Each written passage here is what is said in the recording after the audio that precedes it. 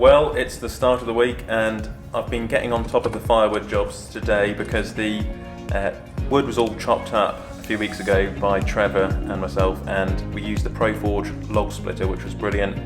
So we've got about 6 tons of firewood. It just takes a while because you have to pick it all out by hand and then put it into bags, and I've also got some potato crates I've been putting it in as well. It's just taken a lot of time, ready for winter, for heating the house and heating the farm with people. Alright, Tuesday, so last year's crop of calves are ready to be sold. These are continental cross steers and heifers. They're some lovely cattle and they were sold to the highest bidder. A wise farmer once told me, don't get into the fattening game. Get them up to 12 or 14 months, your calves, and get rid. And that's exactly what we do. We're at 100 set of cows nearly now, and in the future we'd like 250 set of cows.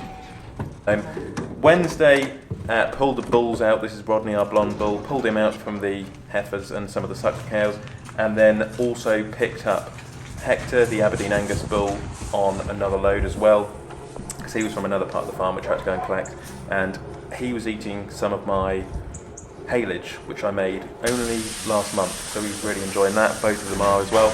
Then obviously washed the trailer off, which is just one of those jobs. You know, this week's been really, really busy trying to get on top of jobs which just take a long, long time. All those jobs I haven't been able to do since silage. Right, today it's Thursday and we've come down to the Broads and we're flail mowing the marshes. This is some of the grazing area which we use to graze the cattle, and it's gone a bit stale, the grass, it's gone stale. So we're down here flailing today, that's what we're up to.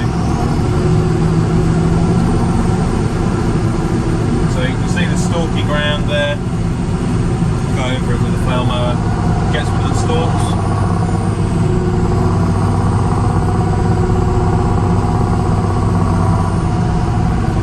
Makes it lovely for the cattle.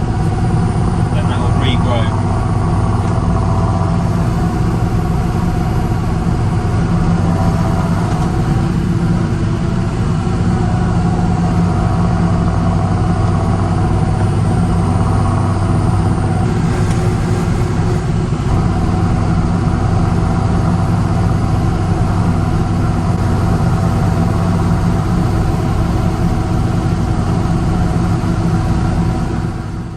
Once this grass here starts to regrow, we'll put the sheep across it because they're currently grazing off the silage marshes which we cut a couple of weeks ago, and the sheep are going to graze this off and tighten it down even more, and it will just really help with the regrowth and just help to improve the grass quality a little bit. It's got plenty of clover and sort of nice wild grasses in it. And then Friday I've been back near the home farm flailing out some marshes as well, which I've been meaning to flail off for quite a while.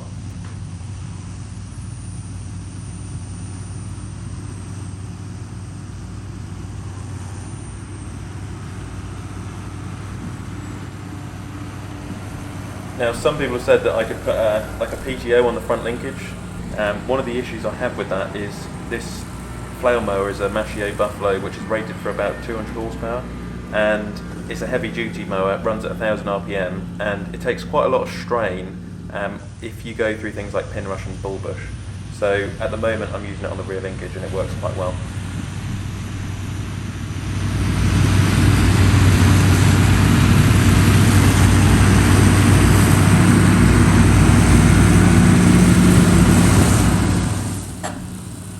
I believe there's a rating of torque you have to have for a front PTO to run this mower, so if I do get a front box for the front linkage, I'll have to make sure I get the right gearbox for the PTO.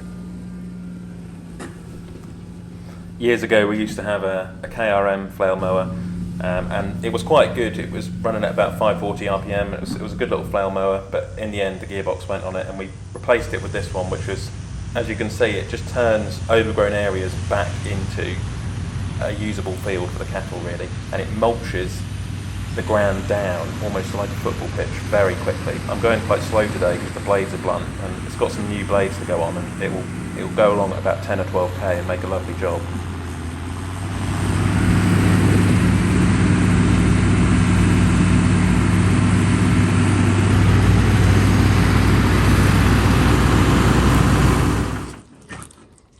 It's finally time to start looking after the 6.9 because it's been pretty busy this week, and it's just a little bit low on coolant, so I'm using the genuine Cool Guard from John Deere in the radiator.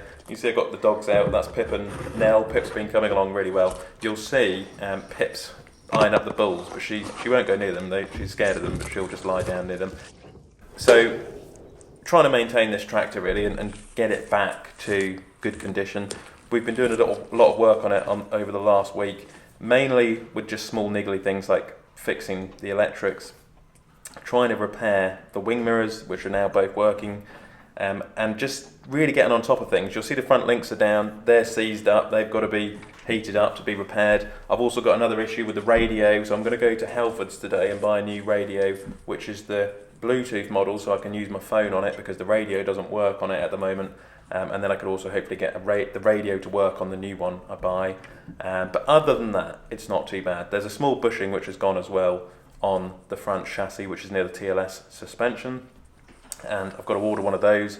I've also got to order a new seat because the seat is gone. It's another one of those things which is on the list, and I'll get the seat in good time, but that'll be on the back burner for a bit until I get on top of all the other jobs on it. But other than that, it's actually turning out to be quite a good tractor. It's got plenty of power for most jobs. It can run the baler, it can run the flail mower, it'll go on the cultivator, it could even go on the subsoiler. It'll do everything we want it to do. It's non-AdBlue, it's easy to fix and maintain. I do all the work on it nearly myself now, and I just really like it, so it's going well. And yeah, it is a bit of a shame about the radio, but I'll get that out, I'll get that repaired. At the moment it keeps coming up with demo and then it doesn't work, so you can't really hear the radio, and it's not a Bluetooth model, so I can't really listen to it through the aux lead because when the aux lead's hanging up there, it just doesn't really work. So anyway, I'm trying to change it at Halfords today for this modern radio. I can use my phone with Bluetooth, which would be nice. And then I'm back in the workshop because the 6R's wing mirrors are being a bit of a problem because the small nuts keep coming undone when I'm on the road, and I can only put it down to the fact that we've got really bumpy roads around here, and those big old mirrors, it was an issue with them. So I'm trying some Loctite. I'm going to give it one last go, and if that doesn't work, I'm going to take them off and get rid of them, and I'm going to change them for John Deere's revised electric mirrors, which they brought out a couple of years ago, which a lot of people say are more reliable. The Polaris as well has been really busy down the Broads. Dad's been driving that a lot this summer. I haven't been in it for a long time, but it is around and it's working really well, so you'll see that next week when it's back around the farm.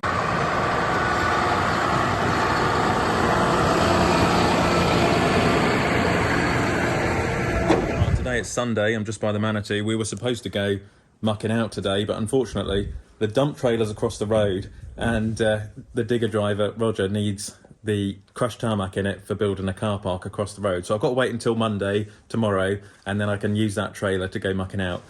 Now, earlier on in last week's video, we were talking about a John Deere 6430, and lo and behold, a friend of the channel, I saw this last week, which has just gone, has a 6430 with a front loader, which might possibly be for sale. So next week I'm going to go and visit this friend of the channel and maybe look at this 6430, and it would be really good to join the 6930 doing straw blowing. It's going to go on a straw blower, which will turn up in September. Also, finally got to look at a hedge cutter, Little McConnell, and thanks for all your comments in last week's video. Need to repair the wing mirrors or change the wing mirrors on the 6R. We've got the cattle coming home before long. We're in September, nearly in September now, so unfortunately the weather, of course, is going the other way, and it's going to be really cold and wet and miserable before we know it. So the cattle will be coming in. I need to get the rest of the buildings mucked out, get that muck out there, and then we'll be spreading it just after Christmas time. Of course, the sugar beet and the fodder beet will be lifted as well before then, and with all the rain we've had this last week, it has been quite good for the sugar beet and fodder beet, which is the only crops we've got growing now. We've also got, the turnips coming up out of the ground, but they haven't done very well because I should have subsoiled the fields, but I was busy making silage at the time, and also I should have cultivated it really and spread it on with a fertilizer spreader and some granular fertilizer. That is a very good way apparently to put the turnips in. So that's what we're going to be looking at later on next year, at spinning the turnips on. I'm also going to look at a drill in the springtime, either weaving machinery or an Amazon combi drill for drilling the spring barley, which would be really, really good as well. So we're getting there. It's all just getting everything organised. We're at 100 suckler cows now. I'd love, in the future to get to 250 suckler cows by 2026. That's kind of like a goal which I'm setting at the moment. I've got 20 Aberdeen Angus heifers to go and look at to join the suckler herd this year, which would get us up to 120 suckler cows. And of course they would be first time calvers, so I need an easy calving bull to go on them. We've also got another bull which is coming down from Scotland in the next couple of weeks from a friend of ours. Same place we bought Hector from. He's been such a good bull that we're really happy with him. Yes, he's not a continental, yes, he's not double muscle, but he has been easy calving, and we get his calves up to, you know, 12, 14 months, and if we can get a good price for them, which we've got the first crop coming through, we'll be over the moon. So we're not in the fattening game. We just raise them up really to 12 or 14 months, a bit like in America with ranching.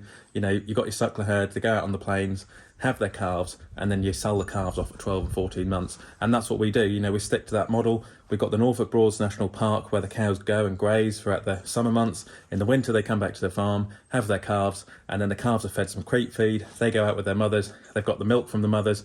And then when they're weaned, they'll go into the cattle yard here in the winter, and then they'll be back out in the summer grazing, and then once they come in again in the winter, they're sold. So that's how it works, and yeah, it's all going quite well. So anyway, I've got to go and buy this radio for the tractors, and I hope you've enjoyed today's content.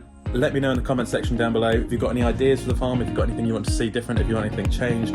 And yeah, we'll see Trevor next week. He'll be up to something, I'm sure, and he'll be back around getting up to something. So I'll get these sheds mucked out as well before long. So yeah, thanks for watching, and I'll catch you in the next one.